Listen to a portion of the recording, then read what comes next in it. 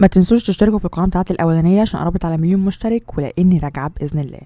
يا رب كل يعمل اشتراك في القناه يا رب يدخل الجنه. ما تنسوش تعملوا فولو الاكونت بتاعي على الانستجرام. فيلمنا بيبدا بواحده اسمها كيت في الفصل بتشرح، بس الطلبه كل واحد مشغول عن الشرح بحاجه بره الدراسه، وبعد ما خلصت شرح وحددت الواجب لقيت انه ولا واحد مركز معاها، ولقيت واحد من الطلبه بيقرا كتاب خارجي، فقررت انه يكمل قرايه بصوت عالي. فجاه دخل عليهم المدير فحبت تداري على المصيبه اللي بتعملها وخلت الطلبه يخرجوا من الفصل. طلبها المدير في المكتب وقال لها انها لازم تقدم استقالتها لانها مش نافعه في التدريس، وان الاحسن ليها انها تشتغل كوافيره. ميج في شركه ادويه بتحاول تبيع منتجات ليها، بس صاحبه الشركه مش مقتنعه وطردتها لان المنتجات مش اصليه وخامتها مش كويسه. حاولت ميج انها تقنعها بس برضه ما اقتنعتش، طردتها من المكتب. وبعد كده لقت عربيتها اتكلبشت. كيت رجعت البيت وكان معاها حاجات كتير مشترياها، لقت ميج مهيبره وبترقص وحبت تستفسر عن يومها، بس ميج ما ادتهاش فرصه وخلتها ترقص وتشرب معاها. بعد ما خلصوا ميج حكت لكيت كل اللي حصل معاها، وكيت كمان حكت لها انها سابت الشغل. سمعوا فيلم مع بعض وسهروا وبيتكلموا على حظهم في الشغل اللي مش راضي يظبط معاهم، وكيت قررت تروح تنام. ميج راحت صحت كيت الساعه 54 دقيقه الفجر وقعدت تحكي لها على حلول عشان يحلوا مشاكلهم، وكيت عايزه تنام. بس ميج قررت انهم يسافروا وجهزت ميج الشنط وطلعوا على المطار، وكل ده وكيت مش مستوعبه اصلا اللي بيحصل. وصلوا المطار بس الدنيا كانت زحمه جدا، وكيت فرحت انها مش هتلحق الرحله وهترجع بيتها تاني. بس ميج اتصرفت كعادتها وقامت اغرت الموظف عشان يخلص ورقهم بدري، وقدرت تطلع من الطابور وخلصت ورقهم. بس الامن منع دخول المشروبات، فقامت شربت الازازه كلها ورمتها في الزباله. دخلوا الطياره وميج قعدت على الكرسي الخارجي وكيت في الكرسي الداخلي، وفضل الكرسي اللي في النص. اتحايلت كده على ميج انها تاخد الكرسي الخارجي بس ميج ما وافقتش. اخدت كيت الدواء ونادت ميج على المضيف علشان يجيب لهم ميه، والطياره كلها عرفت ان كيت بتخاف من الطيران. وبعدها جه صاحب الكرسي الوسطاني او رايان وتعرفوا على بعض، وبعدها كيت نامت. بسبب سوء الاحوال الجويه اضطرت الطياره النزول في مدينه تاني غير اللي رايحينها، وهي مدينه سانت لويس. نزلوا بفندق، وبعد الموظف ما حجز لهم اوضه راحوا للاسانسير لقوا رايان عازمهم يقضوا الليله سوا، وهم وافقوا. بس طبعا هم مش معاهم فساتين ومش عاملين حسابهم، بس كيت معاها لبس يناسب السهره، وميج حبت تاخده منها بس هي رفضت. نزلت ميج للموظف عشان تسال على مول قريب، ولما ما ادهاش اهتمام هددته انها تعمل له تقييم سيء على الموقع بتاعه، فوافق انه يساعدها. نزلت كيت تقابل رايان وسالها على ميج، بس هي قالت له انها ممكن ما تحضرش السهره. وفجاه ظهرت ميج بساري هندي وكانت في منتهى الروعه، وكل اللي في الحفله اعجب بيها، وجم شباب حبوا يعكسوهم، بس طبعا ميج اتصرفت معاهم وقالت لهم انهم بوليس سري، وهم خافوا لان كل واحد فيهم عامل مصيبه اصلا. عرف رايان ميج وكيت على صاحبه ومراته اللي بيحتفلوا بعيد جوازهم العاشر، وبداوا كل واحد يحكي عن شغله وحياته. وكيت اتكلمت عن شغلها في مدرسه لذو الهمم وازاي هي بتتعلم منهم وبيفيدوها في حياتها جدا، وبداوا يغنوا ويرقصوا واتبسطوا. وبعد ما خلصوا شافوا في الاخبار ان الطقس هيستمر لمده كام يوم، وكده رايان مش هيلحق الفرح اللي رايح يحضره وكان زعلان. ولما خلصوا الحفله دعاهم رايان انهم يشوفوا البلد ويستغلوا الوقت. وافقوا هما الاثنين، بس كل واحده فيهم كانت عايزه تنزل معاه في الاسانسير من غير التانيه، وكانوا بيتسابقوا بس في الاخر نزل لوحده. بعد كده رجعوا الاوضه بتاعتهم، وفي الطريق اتخانقوا عليه كل واحده عايزاه ليها لوحدها، بس التانيه مش موافقه. تاني يوم الصبح خلوه يختار الرحله اللي هتكون في البلد عشان يتفرجوا عليها، بس ميج حبت تقدم له اختيار صعب على كيت، وهي رحله منطاد عشان هي عارفه ان كيت بتخاف من المرتفعات. بس لما رايان عرف حب يلغي الرحله، بس ميج قالت له لا، واقترحت عليه يروحوا هما الرحله وكيت تروح تتفرج على المتحف ويتقابلوا على الغدا. ووافق رايان على الاقتراح ده، بس كيت رفضت انهم يروحوا لوحدهم وقررت تروح معاهم، وانها مش بتخاف من حاجه. راحوا ركبوا وعرض عليهم انهم ممكن يشتروا اكل وشمبانيا منه فوق، وانهم هيستمتعوا بالرحله. بعد ما وصلوا ل 500 قدم فوق الارض بدات كيت تخاف وتترعب، بس رايان بدا يهديها وانشغل بيها عن ميج. ميج ما عجبهاش كده وحبت تشتري شمبانيا من الراجل، بس لقيتها غاليه جدا واتخانقت مع الراجل، بس طبعا مضطره تشتريها عشان رايان. عرضت عليه يشرب بس هو شايف ان الوقت مش مناسب. قامت ميج متعصبه وحبت تفتح الازازه، والغطا خبط في عين الراجل اللي معاهم وعوره، وما عرفوش ينزلوا لانه مش شايف حاجه، فاضطروا ينزلوا في اي مكان. ونزلوا للاسف في عيد ميلاده بوظوا الحفله. رجعوا الفندق وسالهم الموظف لو اتبسطوا ولا لا، وبعدها بلغهم ان في خبر كويس عن رحلتهم. ففرح رايان انه هيقدر يسافر، بس الموظف بلغهم انه لسه مفيش رحلات، بس هم لقوا شنطتهم شنطه ميج. فرحت ميج وطلبت منهم انهم يسهروا لان خلاص بقى فساتينها رجعت، بس هو رفض وقرر يرتاح شويه وينزل حمام السباحه. قرروا هما الاثنين انهم ينزلوا حمام السباحه. جهزوا وكانوا بيتسابقوا مين يلبس عريان اكتر عشان يلفت نظر رايان. نزلت ميج واستنت رايان، وكان الشباب المعجبين بيها كلهم موجودين بيتفرجوا عليها. شاورت لرايان انه يجي، بس حد من المعجبين افتكر انها بتكلمهم ونزلوا معاها كلهم. ورايان لما وصل قرر ما ينزلش معاهم عشان الزحمه. جت كيت وعزمته انه يقعد معاها وقعد بالفعل، وراحت ميج عشان تعكنن عليهم وراحوا يغطسوا وعملوا مسابقه بين كيت وميج وبداوا يتسابقوا لحد ما ميج اتهورت وقامت عملت حركه خطر جدا وتعورت في عينها. في الكافيتيريا نزلت ميج وطمنت عليها كيت وطلبت لها مشروب، وفجاه جت مرات صاحب رايان واتكلمت معاهم واخدت مشروب ليها والروجر اللي كانوا فاكرينه جوزها، بس هي عرفتهم ان بسبب حاله الطقس وتعطيل الرحله لما يرجعوا مش هتشوف روجر لمده شهر. في الاول كانوا فاكرينه بيسافر، بس هي عرفتهم انه مش جوزها وانه متجوز ومعاه اولاد وخلاص هيرجع ليهم. استغربت ميج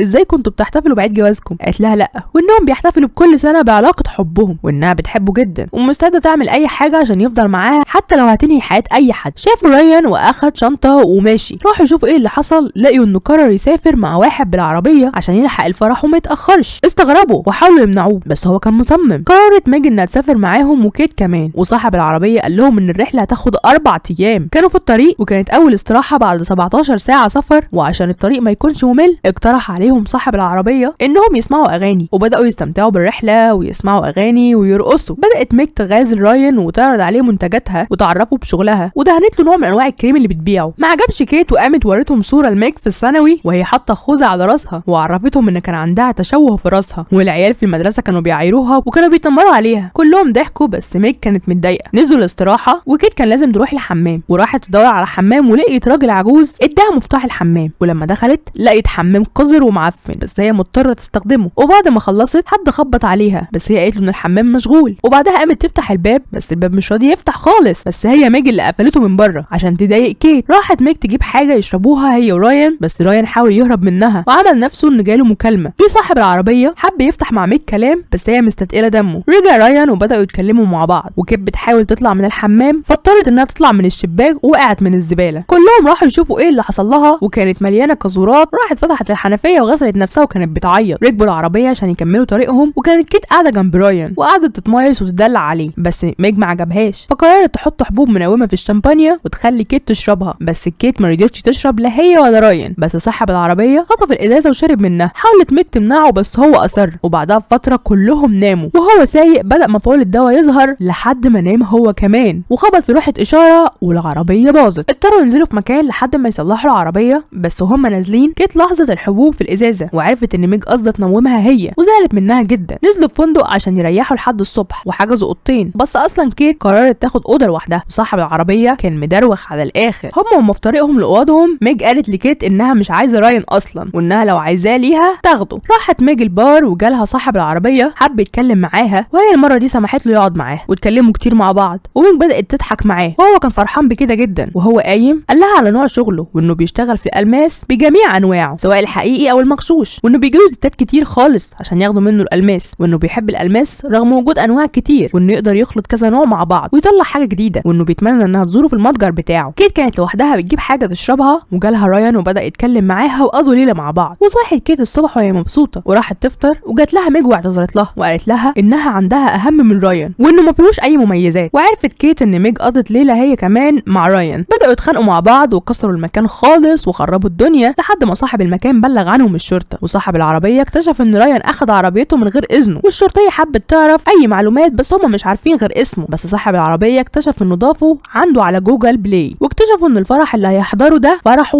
هو. اتوصلت كيت للشرطه انها تسيبهم عشان يلحقوا العروسه اللي هتنخدع في رايان، وانهم مستعدين يدفعوا اي حاجه، ووافق صاحب المكان وسابتهم الشرطيه. بس صاحب العربيه قرر يكمل طريقه لوحده، واخدوا هما الاثنين تاكس وراحوا المكان اللي فيه الفرح، ووصلوا للعروسه قبل ما تدخل القاعه هي وابوها، وعرفوها حقيقته وانه نصاب. ودخلت العروسه وهزقوا العريس بس ما طلعش هو، وبوظوا الفرح. راحوا الريسبشن وسالوا لو في افراح تاني، وراحوا الفرح، واول ما رايان شافهم هرب منهم، وفي الاخر مسكوه ووضح لهم حقيقتهم قدام نفسهم، وانهم هما اللي كانوا عاوزينه ليهم، وانه بيحب عروسته من اولى جامعه والنهارده جوازهم. وقعد يتحايل عليهم انهم ما يبوظلوش الفرح، وواجهوه انه ما لهمش ان الفرح اللي يحضروا ده فرحه، بس هو قال لهم ان هما ما سالهوش هو رايح فرح مين. جت العروسه وسلموا عليها وعرفها بيهم على انهم كانوا قاعدين جنبه في الطياره وبس، وهم اعجبوا بفستانها وباركولها وسابوها ومشوا، واقتنعوا هما الاثنين ان الغلط كان من عندهم مش من عنده هو، وان صداقتهم اهم من انهم يتخانقوا مع بعض على راجل. قرروا يسافروا ويعيشوا حياتهم صح. وقبل السفر راحت ميج لصاحب العربيه المتجر واعتذرت له انها ما عرفتش قيمته من الاول، وكونت معاه علاقه صداقه، ووعدوا بعض انهم هيتراسلوا مع بعض على طول، وسلمت عليه ومشي، وهو كان مبسوط بيها خالص. وراحت لجيت المطار وسافروا. كيت في المدرسه واحد من التلاميذ بتوعها خلص التقرير وكان راسم احداث القصه كويس وعجبها التقرير، وجالها المدير وحب يتكلم معاها، بس هي قطعته وقالت له انها مش هتقدم استقالتها ومش هتشتغل كوافيره، بس هو قطعها وقال لها انه عايز يعينها نائب الناظر عشان النائبه القديمه حامل وهتاخد اجازه. فرحت كيت ووافقت، بس نادت عليه تاني وورت له التقارير اللي عملوه التلاميذ، واقترحت عليه افكار جديده المفروض يطبقها في المدرسه علشان يطورها. ميج كمان عملت شغل خاص بيها وكانت بتكلم صاحب العربيه، وبعد ما خلصت معاه راحت لكيت وسمعوا فيلم مع بعض وكملوا سهرتهم وهم مبسوطين، وكل واحده عملت